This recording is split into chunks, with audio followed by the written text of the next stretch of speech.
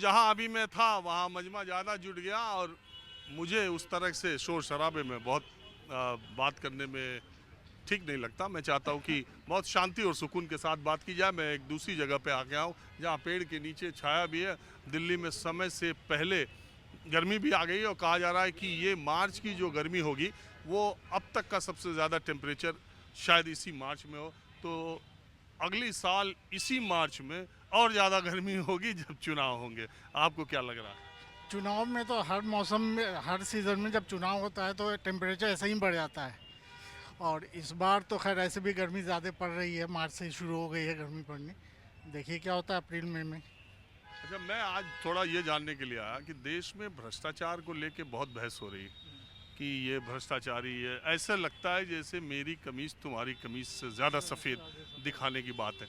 आपको लगता है कि भ्रष्टाचार कभी कोई मुद्दा इस देश में चुनाव में बन सकता है? नहीं, कभी नहीं। इस हमाम में सारे रंग हैं, या वो किसी भी पार्टी को, मैं पार्टी के पर्टिकुलर नाम नहीं लेना चाहता हूँ, कोई भी पार्टी हो, पुरानी पार्टी हो, नई पार्टी हो, भ्रष्टाचार में तो सारे डूबे हुए हैं।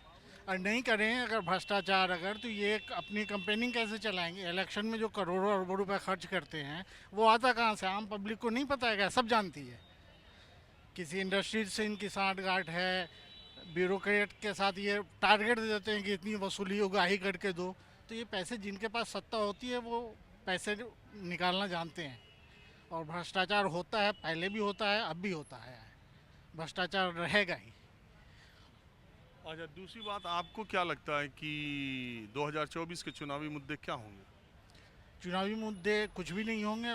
एटलीस्ट जाके वही राम मंदिर, काशी मथुरा, अजान, शमशान, कब्रिस्तान, इनमें ही उलझ के रह जाएगा। फिर सारी गोलबंदी हो जाएगी, एक खास कम्युनिटी एक तरफ, एक खास कम्युनिटी एक तरफ, और रिजल्ट वही आना है जो पिछले 2 बार से आ रहा है। आपका क्या मानना है? बताइए, आप बात करेंगे। अरे आप ही बात करेंगे। उठ के ही चलिए, आइए इधर। क्या उधर कहाँ चले गए? बोलना नहीं। अरे मैं ये कह रहा हूँ कि 2024 के चुनाव में ये भ्रष्टाचार को लेके इतना शोर शराबा है, भ्रष्टाचार मुद्दा बनेगा या चुनाव अंत तक जाते जाते दूसरे मसले पे चला जाएगा? भ्रष्टाचार मुद्दा बनेगा ही नहीं। नहीं। ना ना, कतई नहीं बनेगा, इसलिए कि नेता चाहते ही नहीं कि भ्रष्टाचार खत्म हो। वो खुद ही उसमें डूबे हुए हैं, वो क्या भ्रष्टाचार को मुद्दा बनाएंगे?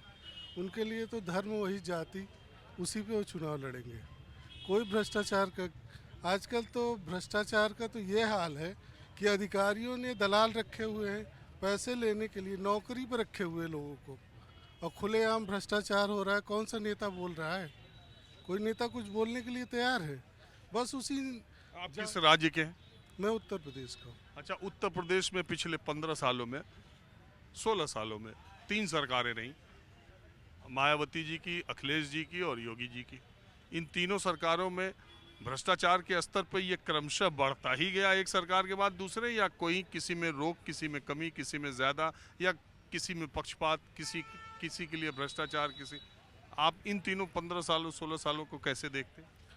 भ्रष्टाचार उत्तर प्रदेश में देखा जाए तो इतनी जड़ें जमा चुका है कि सरकार ने जो ऑनलाइन कुछ सेवाएं शुरू की हैं उसकी वजह से जो सरकारी अधिकारी या कर्मचारी हैं उनकी जो पकड़ है वो थोड़ी सी ढीली हुई है, तो उससे कुछ करप्शन कम हुआ है।